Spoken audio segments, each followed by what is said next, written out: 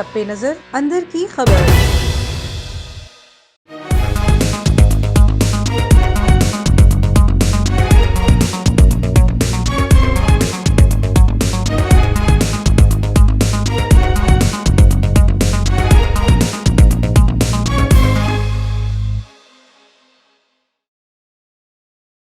بسم اللہ الرحمن الرحیم، السلام علیکم۔ پروگرام عوام کی سوچ کے ساتھ میں ہوں آپ کی میزبان افرا رشید۔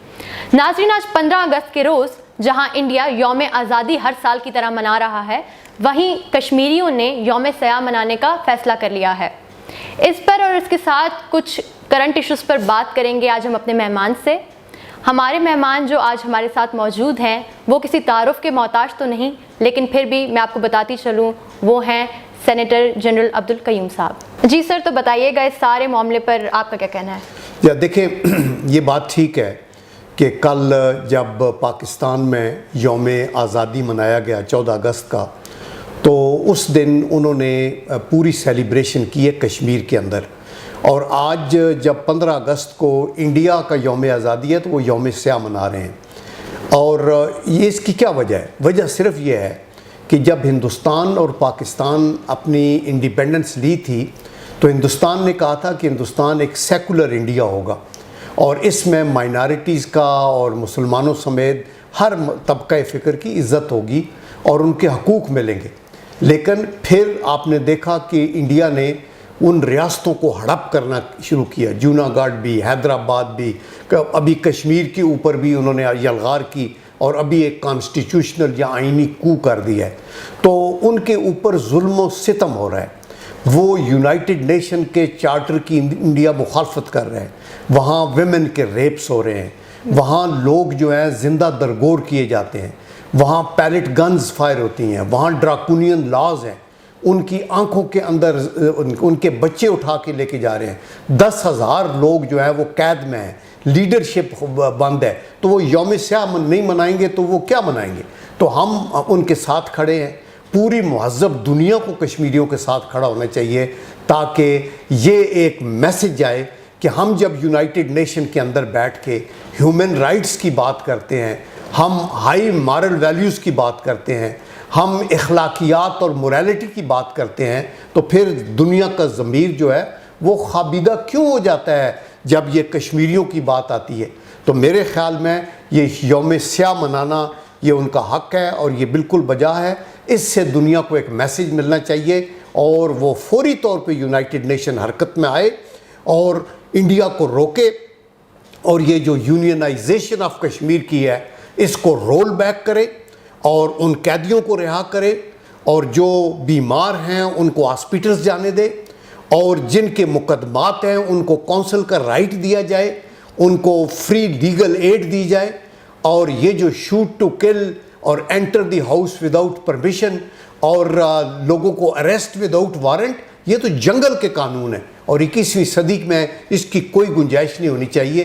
تو آئی ایم شور کہ جو کشمیریوں کی یہ صورتحال کو دیکھ کے دنیا کا ضمیر جاگے گا، اور کشمیریوں کو جو انڈینز ہیں ان کو دھتکارا جائے گا اور ان کو کک آؤٹ کیا جائے گا کشمیر کی وادی سے، جیسے لداخ کے اندر چائنیز نے ٹھڈے مار کے ان کو ہندوؤں کو وہاں سے اس دریا کے اندر پھینکا اور پیچھے بگایا۔ اچھا، تو سر اب یہ بتائیے گا، چلیں یہ تو اس ٹاپک پہ ہماری بات ہو گئی، اب یہ بتائیے کہ یو اے ای نے اسرائیل کو تسلیم کر لیا ہے، تو ڈیفینیٹلی اس کے اثرات پاکستان پہ بھی مرتب ہوں گے، تو کیا کیا اثرات مرتب ہوں گے، اس بارے پہ تھوڑے سے بتائیے۔ دیکھیں، میں یہ سمجھتا ہوں کہ یہ بھی ایک بہت بڑی مسلمانوں کے لیے ٹریجڈی ہے کہ جہاں ہمیں یونائٹڈ ہونا چاہیے مسلم امہ کو، مسلمانوں کے حقوق کے لیے، فلسطینیوں کے حقوق کے لیے، کشمیریوں کے حقوق کے لیے، اور جہاں ہمیں یہ زور دینا ہے کہ یہ 57 کنٹریز جو مسلمانوں کے ہیں، یہ جو 1.5 ارب کی آبادی ہے، یہ ایک ہے، تو اس کے اندر پولرائزیشن کی تو کوئی گنجائش نہیں ہے۔ ابھی آپ دیکھیں، اسرائیل کو اگر تسلیم کرنا ہے یا نہیں کرنا، تو بحیثیت مسلمان ممالک ہمارا یہ کلیکٹیو ایک فیصلہ ہونا چاہیے۔ ابھی عرب کے کچھ ملکوں نے تسلیم کیا ہوا ہے، کچھ نے نہیں کیا ہوا۔ ہمارا ایک شروع سے، اور یہ ہمارا جو ویو پوائنٹ ہے، یہ قائد اعظم محمد علی جناح کی ٹیچنگ ہے۔ انہوں نے کہا تھا اوپریسڈ اور سپریسڈ نیشنز کے ساتھ ہم کھڑے ہوں گے، اور انہوں نے اس وقت کہا تھا ان کی جو لکھنؤ کے اندر ایک مسلم لیگ کی گیٹ ٹوگیدر ہوئی تھی، اس کے اندر ان کا یہ ایجنڈے پہ نمبر 2 پوائنٹ تھا پیلسٹینین کے رائٹ کا، اور ہم نے کہا تھا کہ ہم ان کو بالکل تسلیم نہیں کرتے جب تک کہ وہ ان کو رائٹس نہیں دیتے، ادروائز ہماری کوئی دشمنی نہیں ہے اسرائیل کے ساتھ۔ ابھی جب یو ای نے ان کے ساتھ معاہدہ کیا ہے تو ہم اس کو ہمارے لیے افسوسناک ہے۔ اس سے پہلے یو ای نے ایک بہت بڑا مندر بنا دیا مودی کو خوش کرنے کے لیے وہاں، اور ابھی یہ ایک اور نیا انیشیٹو کر دیا۔ اسی کے اوپر سعودی عربیہ اور پاکستان کے درمیان بھی تھوڑی وہ ٹینشن آ رہی ہے۔ تو دیکھیں، ہم کسی بلاک میں نہیں جانا چاہتے۔ ایک پریشر یہ ہے کہ امریکہ سے نکل کے آپ چائنا میں نہ جائیں، سی پیک کو ختم کریں، نیوکلیر کو رول بیک کریں، کشمیر کا نام نہ لیں۔ یہ تو ہمارے لیے ایسے ایریاز ہیں جس میں ہمارے پاس ایک زیرو آپشن ہے کہ ہم کشمیریوں کے حقوق سے پیچھے ہو جائیں۔ ہم پیلسٹینین کی بات کرتے ہیں، ہم نیوکلیر کو رول بیک نہیں کر سکتے، ہم اپنے طور کے اوپر سی بیک کو کسی طریقے سے ختم نہیں کر سکتے۔ ہمارے لیے دوست ہے، ایران بھی ہے، سعودی عربیہ بھی ہے، اور سعودی عربیہ ہمارا محسن ہے، ہمیں بہت خیال ہے اس بات کا۔ ہماری افواج وہاں رہی ہیں، میں خود وہاں 2 سال ان کی لینڈ فورسز کے اندر رہا ہوں۔ ہم نے یمن کا بارڈر ان کا ڈیفینڈ کیا ہے، ہمارے پائلٹس ادھر ہیں، عرب دنیا میں، سیریا میں گئے تھے، جارڈن میں گئے تھے۔ تو اگر ہم پاکستان کے اندر رہ کے یہ درد رکھتے ہیں مسلمانوں کے لیے، تو ہم یہی کہتے ہیں کہ اتحاد کریں، بیکاز اگر آپ یونائٹڈ ہوں گے تو آپ کچھ اچیو کر سکیں گے۔ اگر آپ ڈیوائیڈڈ ہوں گے تو پھر دشمن آپ کے اوپر آپ کو ایک ایک کر کے خراب کرے گا۔ تو اپنے پاؤں پہ کھڑے ہوں۔ ہمارے پاس دنیا کی جو انرجی کے 60% جو ذخائر ہیں وہ اس وقت مسلم دنیا کے اندر ہے۔ ہم مسلم دنیا کے اندر، پاکستان ایک نیوکلیئر پاور ہے، ہم میزائل پاور ہے، ہم ایک اکنامک پراسپیرٹی کی بات کرتے ہیں ہمارے اندر، اور پھر ہمارے پاس قرآن کریم ہے، ہمارے پاس وہ ایک اسلامک کانسیپٹ ہے جو بھائی چارے کی بات کرتا ہے۔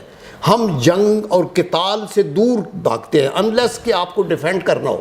تو ہمارا اتنا اچھا ایک فلاسفی ہے، اس کو آگے لے کے نہ صرف یہ کہ مسلم امہ بلکہ باقی دنیا کو بھی ہمیں ساتھ ملا کے آگے چلنا چاہیے۔ تو اس لیے یہ جو یو ای کا ان سے معاہدہ ہوا ہے، میں سمجھتا ہوں کہ یہ اس کی امپلیکیشنز دور رس ہوں گی مسلم اتحاد کے لیے۔ بالکل۔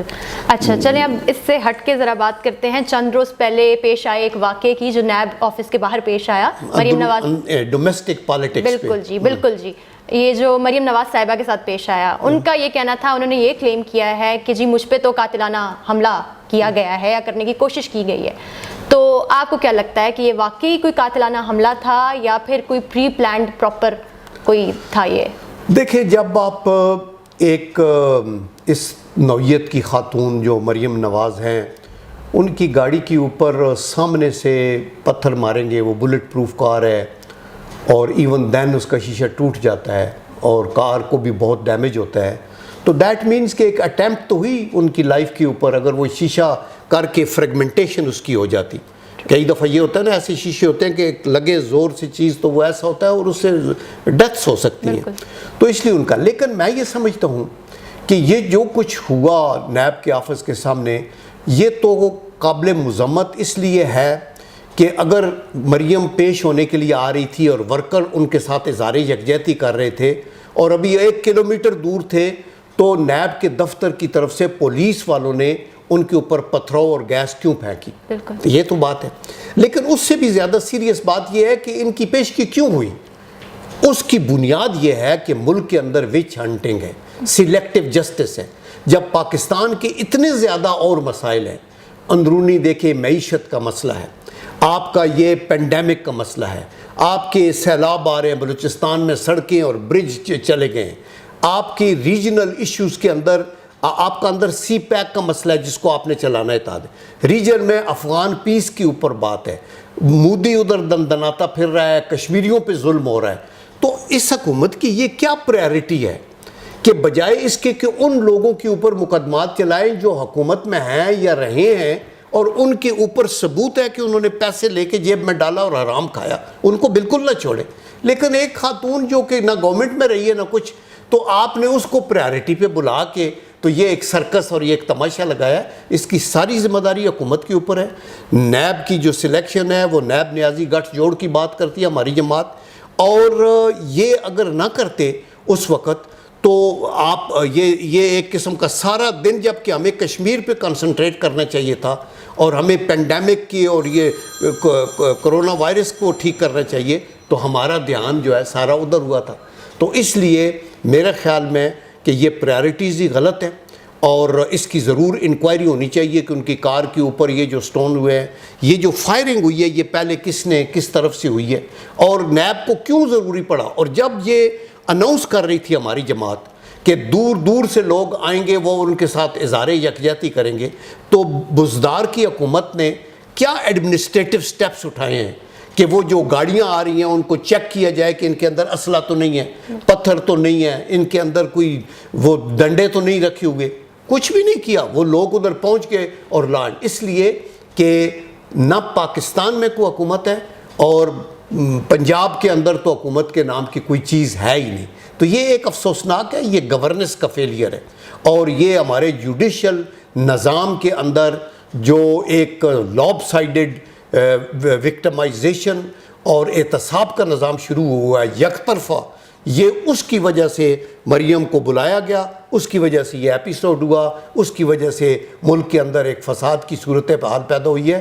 تو میرے خیال میں حکومت کو یہ ایڈوائس ہے کہ وہ جوڈیشل ریفارمز کرے, وہ احتساب ضرور کرے اور کڑا کرے, لیکن اکراس دی بورڈ کرے. جی تو بالکل, اب اینڈ پہ آپ پروگرام کے اختتام کی طرف ہم چل رہے ہیں, تو آپ عوام کے لیے کیا پیغام دینا چاہیں گے؟ افرا, آپ بڑی ایک ایکسپیرینسڈ اینکر ہیں, بڑی اچھا, اور یہ بڑا اچھا کویشچن آپ نے کیا ہے کہ جب ہم اپنا یوم آزادی مناتے ہیں تو اس میں صرف ہمیں جھنڈیاں لہرانے سے بات بنتی نہیں ہے, بالکل ہمیں سول سرچنگ بھی کرنی ہے.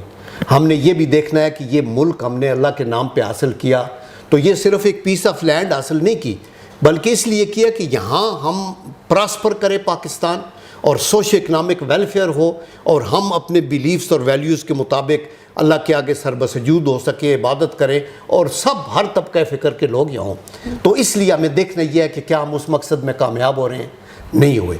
ہمیں اس لیے اتحاد کرنا ہے, تعلیم اور نالج کے حصول کے اوپر زور دینا ہے, اور یہ جو مشکل وقت آ گیا, پینڈیمک آ گیا, سیلاب آ گیا, ارتھ کوئک ہو گیا, دشمن ہمیں للکارتا ہے, یہ کرتا ہے, ان کا مقابلہ کریں گے انشاءاللہ.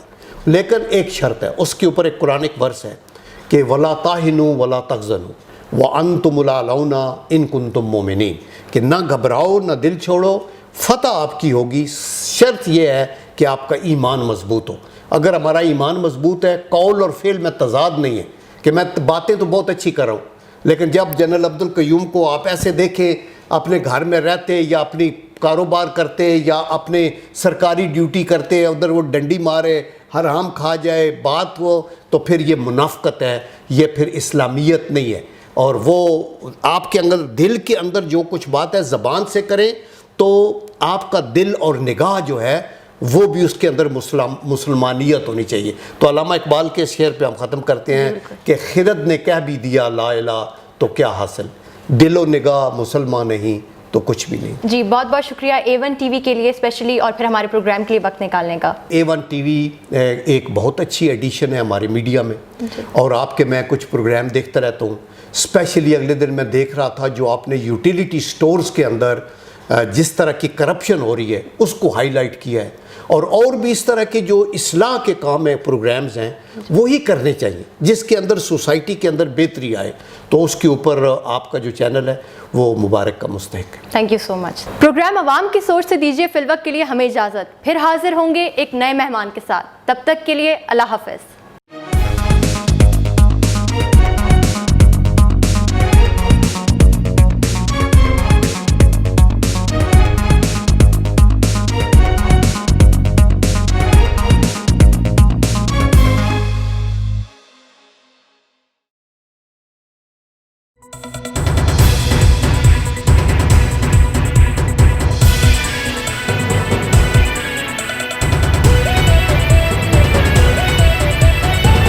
A1 TV, سب پہ نظر, اندر کی خبر.